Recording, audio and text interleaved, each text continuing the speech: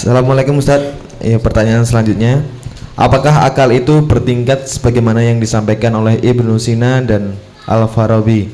Jika benar, bagaimana relevansinya dengan pendidikan Islam? Syukron. Jazakumullahu khairan. Ya, tentu kalau bicara tentang tingkatan-tingkatan dia, kemampuan akal itu bertingkat-tingkat, bahkan di di masing-masing fungsi akal juga bertingkat-tingkat. Artinya akal fungsinya untuk tafakur, untuk tadabbur, untuk tafakuh, untuk merenung, menghayati. Setiap orang bisa berbeda-beda. Kita bisa lihat ada orang kesulitan memahami masalah-masalah makro dalam syariat, dalam agama ini, termasuk masalah-masalah makro dalam kehidupan berbangsa dan bernegara. Ada yang nggak bisa, jadi diajak ngobrol itu nggak nyanda. Yang bisa dipahami ya cuma masalah-masalah yang mikro aja.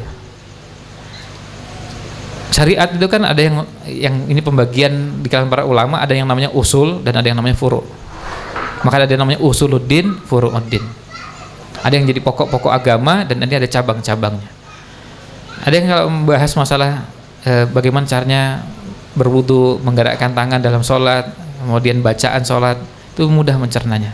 Tapi kalau sudah bicara masalah yang sangat global, besar, bagaimana bicara tentang fikih prioritas. Nah, ini sudah mulai mumet nih. Fikih prioritas. Kalau fikih sholat masih ringan.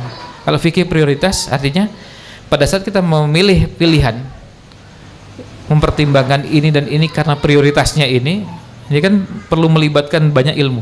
Nah di sini nggak semua orang sanggup melakukannya. Nah itu menunjukkan bahwa akal itu bertingkat-tingkat. Ya, sama seperti gini, bahasan sholat. Kalau kita bicara bahasan sholat, apa semua bahasan sholat bisa dipahami oleh semua orang? Ada sebagian yang susah.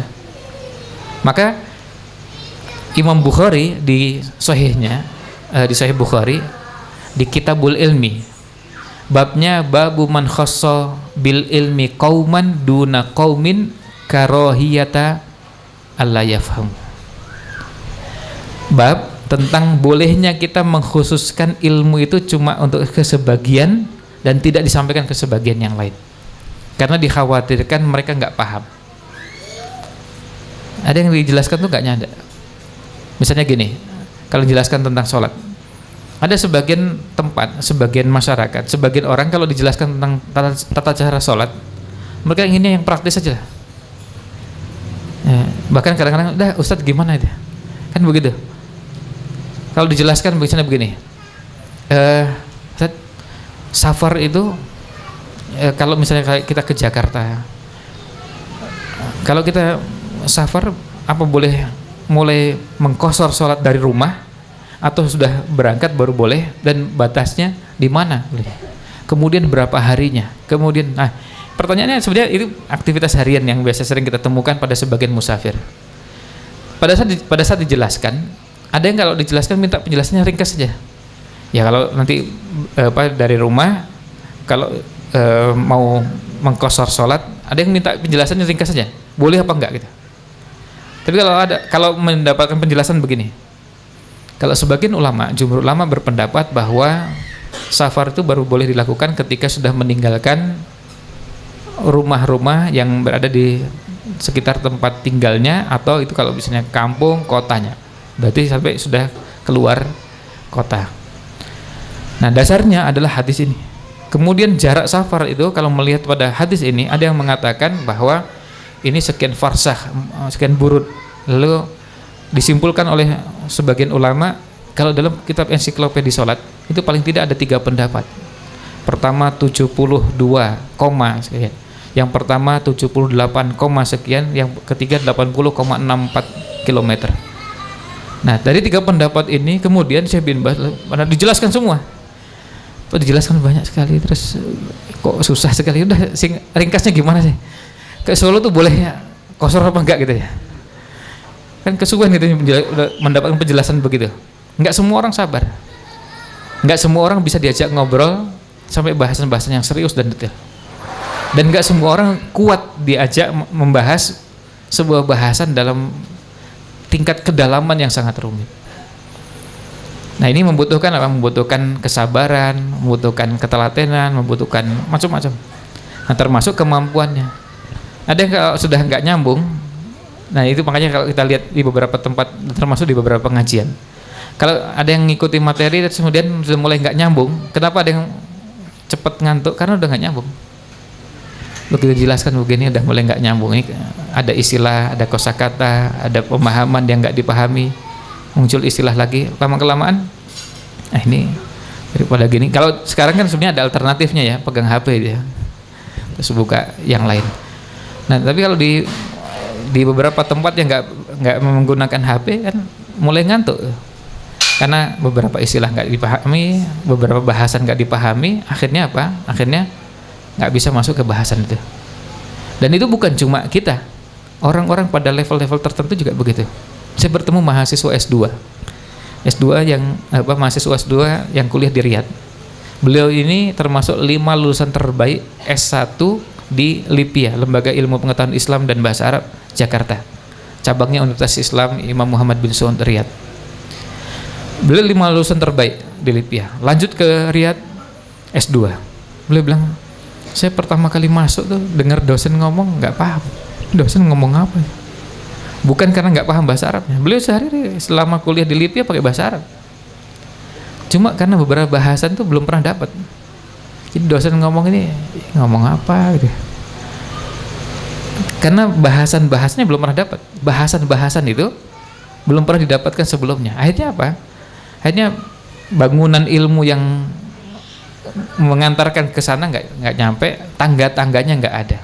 Sehingga kalau nanti lompat langsung ke sana nggak bisa. Akhirnya apa? Akhirnya beliau bilang gini, ya akhirnya saya harus cari waktu sendiri, ngulang lagi belajar bagian-bagian yang masih belum ditempuh. Tapi memang begitu. Jadi intinya akal itu memang itu bertingkat-tingkat. Cuma masalah pembagian tingkatannya, apakah seperti yang disebutkan Rozi, disebutkan Al-Farabi, disebutkan oleh Ibnu Sina, disebutkan ini pembagiannya sifatnya ijtihadiyah. Orang bisa berbeda pandangan di situ. Tapi kalau bertingkat-tingkatnya jelas. Contohnya tadi kita sebutkan Imam Syafi'i, disodori hadis innamal a'malu binniyat. Beliau bisa memasukkan bab hadis ini ke 70 bab fikih. Kita ketemu innamal a'malu binniyat boro-boro 70. Ya Allah, kita bingung bab fikih itu ada berapa itu.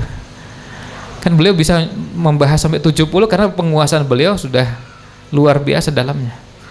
Bayangkan beliau ditanya begini, apa dalilnya ijma' dari Quran? Tolong tunjukkan ayat Quran yang menunjukkan dalil ijma', kesepakatan ulama itu dijadikan dasar hukum. Apa yang beliau lakukan? Beliau buka Quran dari mulai Al-Fatihah sampai An-Nas, cari dan ketemu.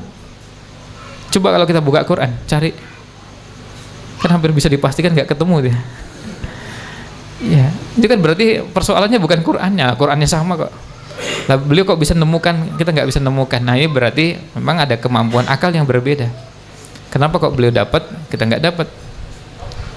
Nah, dan termasuk juga tadabbur. Kalau kita lihat tadabbur Quran, nanti kalau ini saran untuk ikhwan akhwat sekalian, kalau ada kajian ustazah, baik kajian offline begini ataupun online, silakan yang khusus bahasanya tentang tadabbur, silakan cari dan nanti belajar merenungi dan menghayati. Karena ada beberapa bahasan tadabbur itu menarik. Misalnya gini, ada yang tadabbur bahwa kalau cari rumah itu lihat lingkungannya dulu, lihat tetangganya dulu, baru cari rumahnya. Terus tadabburnya dari Quran ketika Allah menyebutkan kisah istrinya Fir'aun berdoa kepada Allah SWT, Robbi, wahai Robku, ibni, bangunkanlah, li, untukku, indaka, di sisimu, baitan, istana, fil jannah, di surga. Nah, di situ sebutkan indaka dulu, di sisimu, baru baitan. Bait itu kalau bisa diterjemahkan rumah, istana.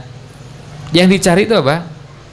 Didahulukan bukan rumahnya, tapi didahulukan di sisi siapa, jadi tetangganya siapa, bersama siapa.